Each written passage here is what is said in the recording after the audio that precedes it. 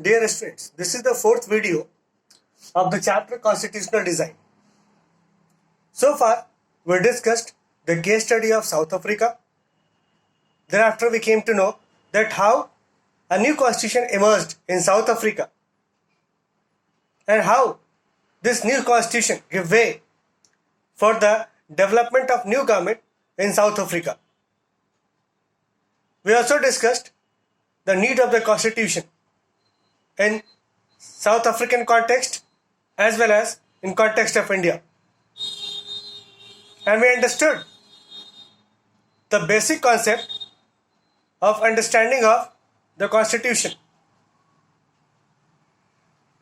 Thereafter, we also discussed that how Indian constitution was made, what was the procedure through which it was made, and we came to know that Indian constitution was made through a body.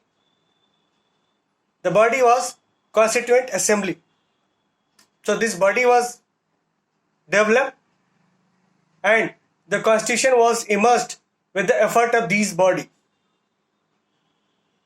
Now the Constituent Assembly consisted of different committees, and inside the different members or the different leaders were there heading over those committees, like flag committees, language committee, drafting committee. So these committees were doing their task under the overall umbrella of Constituent Assembly. We also discussed the important names like Dr. Rajendra Prasad, Dr. B.R. Ambedkar, and Krishnamachari. And we came to understand that how these important bodies, how these important functionaries performed a great task in developing our Indian Constitution. While we were discussing the Constituent Assembly, it is very important to understand that Constituent Assembly was made before the partition of Pakistan. So when Pakistan was partitioned from India, the Constituent Assembly was also partitioned in Pakistan and India. So the part of Constituent Assembly that were present in India, it made constitution for India. It took almost 3 years to complete that constitution. And the constitution that came out, it was the most refined constitution because it took all the great things, all the good provisions of the different constitutions of the world.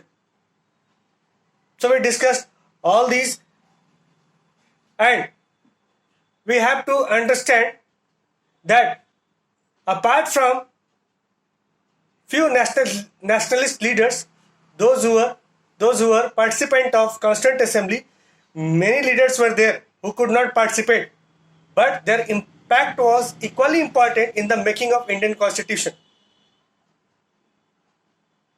Here I am talking about Mahatma Gandhi.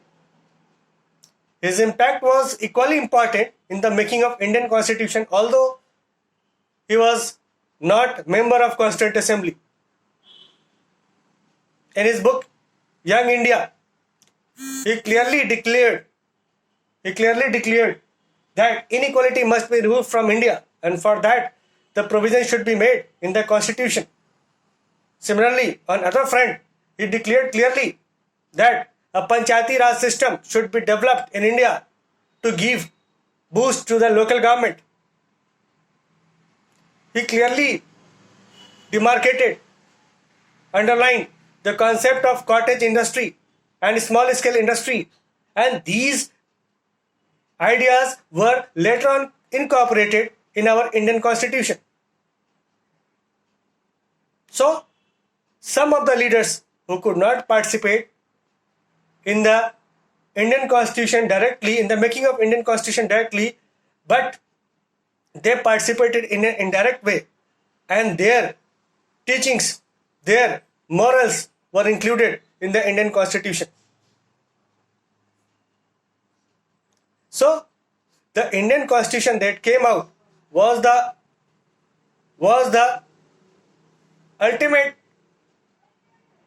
ultimate source of knowledge, information, culture, and intellect. Now after that, we'll have to understand a very important concept, that is guiding values of Indian Constitution. That is another topic that is mentioned in your book. Guiding values of Indian Constitution.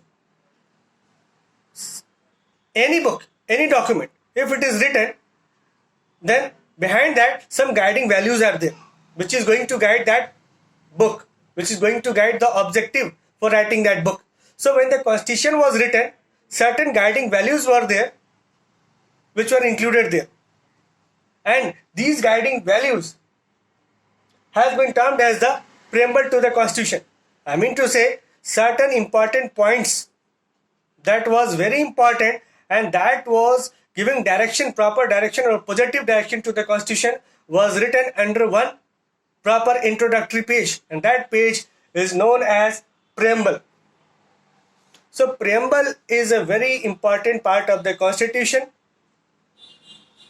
So when Constitution was written and when it was ready to be introduced to the public, because on 26th of November 1949 it was completed, but it came into force on 26th of January only 1950. But you'll have to understand here that the philosophy was very clear and it was written in the form of preamble. And preamble, in the preamble, if you are going to read the preamble, you'll find that it is written, we the people of India are going to develop our country as a socialist, secular, democratic republic. Got it? Country. So the preamble is going to tell you about the real values of the Indian Constitution. After reading the preamble only, you will be able to explain the very objective of our Indian Constitution. So it must be clear in your mind that preamble is an introductory part. It is also termed as the mirror of the Constitution, and it tells or it signifies the importance of the Constitution in just one page. In a single page, it is going to tell you about the very objective of the Indian Constitution. So it is a very important page. Now you will be surprised to know that in 1960, the discussion was raised that is preamble a part of the Constitution or not. So initially it was discussed that it is not part of the Constitution, but later on, after 13 years, the Supreme Court gave the verdict that yes, it is a part of the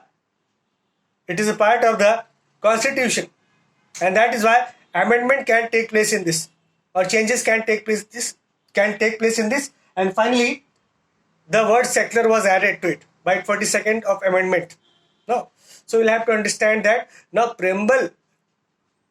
generally preamble is not going to be changed, but if it is required in the large public interest, it can be little bit changed as per the requirement. No, so the part of preamble or the preamble is amendable also. It can be changed as per the requirement. Got it? But overall, we can't change the overall content of the preamble because it is termed as the basic structure of the Constitution, and we cannot do harm to the basic structure of the Constitution.